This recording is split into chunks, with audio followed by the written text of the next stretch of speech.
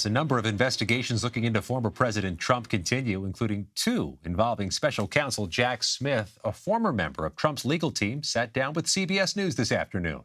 CBS News senior investigative correspondent Catherine Herridge spoke with former Trump attorney Tim Parlatore, and Catherine's joining us now here in studio. So he hasn't been part of the legal team since mid-May. Yeah, just a few weeks. But he had some insights. Yeah, he absolutely did, Scott, and good afternoon. Parlatore told CBS News that he believes the Florida grand jury is a recent development and reflects an error by the special counsel team because until now, a grand jury has been meeting here in Washington to hear testimony. If charges are brought against the former president, Parlatore said he believes that some will be filed in Florida. I think that Florida has the better venue for this.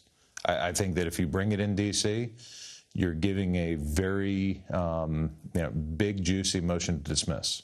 Why so? Why so? Because nothing, from everything I've seen, there's no allegations of any wrongdoing that's connected to D.C. or that happened in D.C. The government moved all the documents to Mar-a-Lago, not Donald Trump. He was still president when he landed in Mar-a-Lago. And then once he becomes a private citizen, and whatever happened thereafter, if they say that there's willful retention, whatever the evidence shows, they say that there is obstruction, whatever the evidence shows, all of that happened in Florida.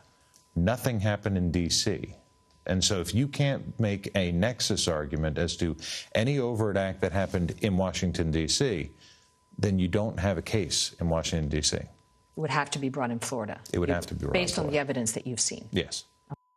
Based on the Monday meeting at the Justice Department between the Trump attorneys and Special Counsel Jack Smith, Parlatore also believes a charging decision is imminent. Two sources close to the former president tell us that he is preparing himself for a possible indictment, Scott. It's quite something. He's a former attorney, but he seemed to be able to forecast what the legal team is likely to do next.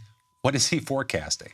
Well, Parlatore also said to us that if there is an indictment, they have a well-developed response plan in place, including a motion to dismiss.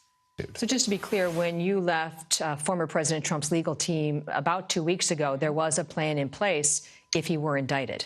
Oh, sure. Any attorney in that situation would want to have a good plan in place. And I have every faith in Jim Trusty and John Rowley and Lindsay Halligan to execute that. Absolutely. And when you left in mid-May, it was part of that plan to file motions to dismiss based on allegations of prosecutorial misconduct. Yeah, I don't want to get into the specifics of what the plans were, and I'm sure that those plans have evolved since. But, yeah, prosecutorial misconduct is a big issue that's infecting this case. During his testimony to the grand jury here in Washington, Parlatore alleges that the special counsel prosecutor crossed the line, including on matters of attorney-client privilege. The special counsel's office has declined to comment on these allegations to CBS News. So we hear the phrase imminent being used. Charges could be imminent. I know there's a literal definition to that word, but it's used more loosely in Washington, D.C. What's your sense of it? Based on our reporting here at CBS News, when people say it's imminent, they're really talking about a charging decision at the outside within weeks. But there really is a sense right now, Scott, that this case is on the rim and it could move, in fact, extremely quickly, even in a matter of days. I think it's worth underscoring the significance in the difference between filing a case in Washington, D.C. in the federal system and filing one in the Southern District of Florida.